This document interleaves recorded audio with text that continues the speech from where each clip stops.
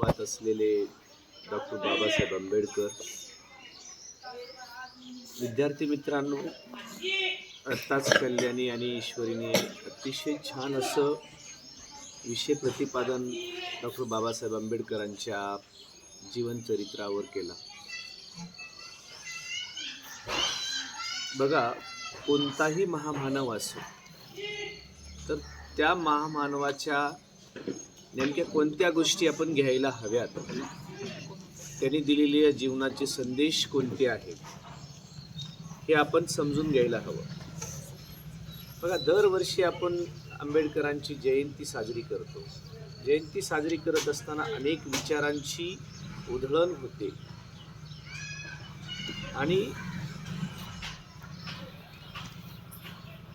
त्यातील विचार खरंच आपण आपल्या डोक्यात भरतो का? इथं सुंदर असा विचार मांडला गेला की बा, एखाद्या दारुड्या माणसाला जर दारूची सवय लागली तर ती जीवनभर जात नाही, तर त्याला ते काही चांगली बाजू म्हणून नाही घ्यायची, फक्त उदाहरण दिलंय, दाखला दिलाय.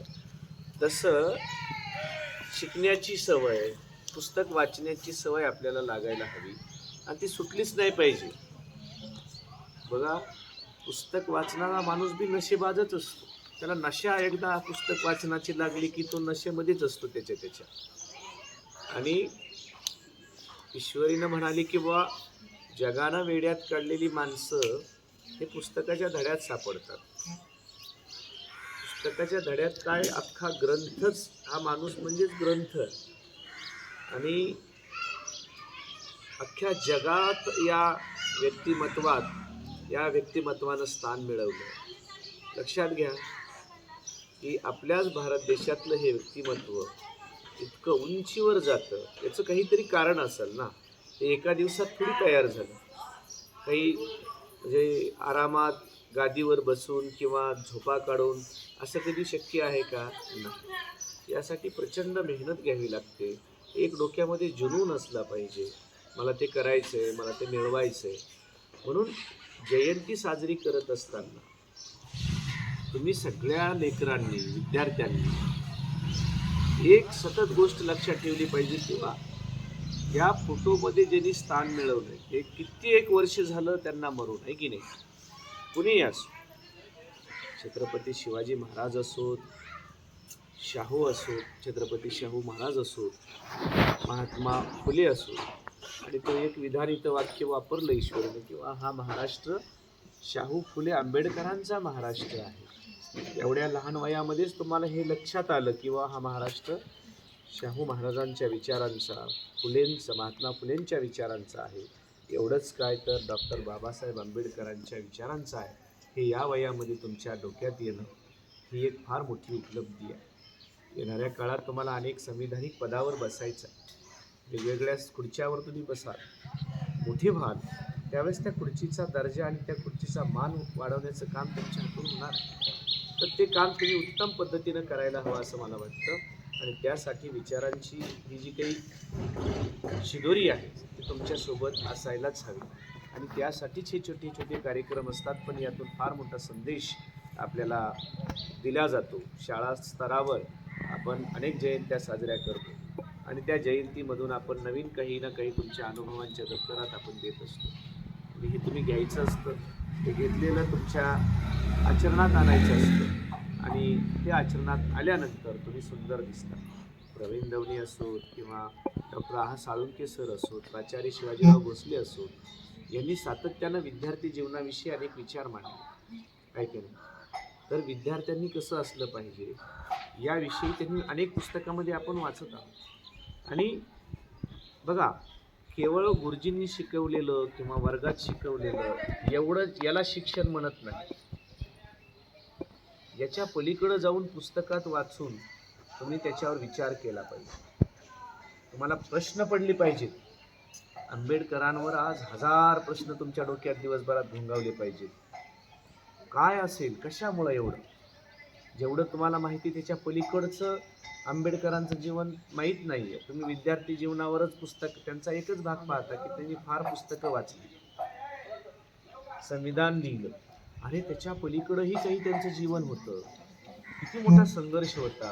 अरे, ज्या काळात कुठल्याही प्रसार माध्यम नव्हते, अशा काळामध्ये प्रचंड असं काम त्यांनी केलं, डिग्र्या कमवल्या, संविधान निर्मिती केली. एखाद्या देशाचा कामकाज कसं चालावं, एखाद्या देशाची माणसांनी कसं एकमेकाशी राहिलं पाहिजे, माणसामध्ये त्यांनी सगळं किती छान पद्धतीनं राहायला पाहिजे, अशी काही एक नियमावली आहे की नाही. संविधान दुसरं काय आहे? संविधान म्हणजे आपण माणसांनी एका व्यवस्थित राहू, सगळ्यांनी समान अधिकार, समान न्याय आणि समान मान देऊन सगळ्यांनी एकत्र राहावं यासाठी तयार केलेली एक निर्मिती आहे आणि त्या नियमानुसार आपण चालतो, आहे की नाही. एक शाळा आहे तर शाळेमधले काही नियम असतात, त्यानुसार आपण चालतो, म्हणून ही शाळा व्यवस्थित चालते. इथं कोणीच काहीच नसतं तर एकमेकांचा आपण मान केला नसता, आहे की नाही. तसंच प्रत्येक ठिकाणची कोणती संस्था असो, गाव असो, गावची ग्रामपंचायत असो, या सगळ्यांना एक सुसज्ज पद्धतीनं एका पद्धतीनं मांडलेलं आहे आणि हे सगळं एक ढाचा तयार करून भारत देशाला एका वेगळ्याच दिशेनं, चांगल्या समृद्ध दिशेनं जाण्याचा प्रवास डॉक्टर बाबासाहेब आंबेडकरांच्या आणि त्यांच्या तत्कालीन सगळ्या सहकाऱ्यांच्या माध्यमातून, आहे की नाही. डॉक्टर बाबासाहेब आंबेडकरांचं प्रमुख पद होतं, पण त्याच्यासोबतही इतरही काही लोक होते की जे अभ्यासक होते की त्यांनी यामध्ये त्यांना हातभार लावला आहे, तर त्यांचंही आपण या ठिकाणी आठवण केली पाहिजे. कारण कुठलंही काम करत असताना एका व्यक्तीनं होत नसतं, तर त्याला अनेक हातांनी सहकार्य केलेलं असतं, म्हणून आपण त्यांच्याविषयी बी आपण कृतज्ञता व्यक्त केली पाहिजे. महात्मा फुले ज्यांचे गुरु आहेत असे डॉक्टर बाबासाहेब आंबेडकर.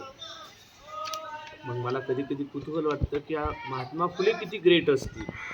जर यांनी महात्मा फुलेंना गुरु मानलं तर महात्मा फुलेंचं किती काम वरच्या लेवलचं असेल हे आपण समजून घेतलं पाहिजे. आत्ताच त्यांची पण जयंती झाली, त्या दिवशी पण आपण या विचारांची उधळण केलीच. आज डॉक्टर बाबासाहेब आंबेडकरांच्या या जयंतीनिमित्ताने मलाही ईश्वरी आणि कल्याणीसारखं थोडंसं बोलता आलं आणि तुम्हाला सांगता आलं. यातल्या बऱ्याचशा गोष्टी तुम्ही समजून घ्याव्यात. मी वारंवार सांगतच असतो की विद्यार्थी आहोत तर आपण विद्यार्थ्यांनी असं सतर्क राहायला पाहिजे, आहे की नाही.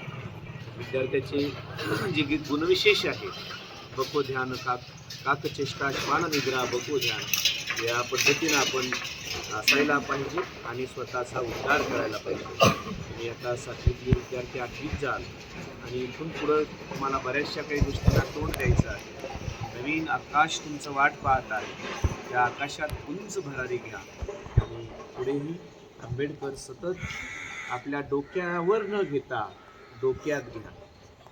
आज तुम्हाला अनेक ठिकाणी जयंती साजरी करत असताना अनेक लोक म्हणजे डोक्यावर आंबेडकरांचा फोटो घेतात आणि नशा करून वेगवेगळ्या अभद्र पद्धतीने नाचतात. तर मला त्यातून एक संदेश द्यायचा, आंबेडकरांना डोक्यावर तर घेतलंच पाहिजे, पण ते चांगल्या पद्धतीनं घेतलं पाहिजे. पण त्यापेक्षा डोक्यात घेतलं पाहिजे की या माणसानं ज्या पद्धतीनं काम केलं त्या पद्धतीनं आपण केलं पाहिजे.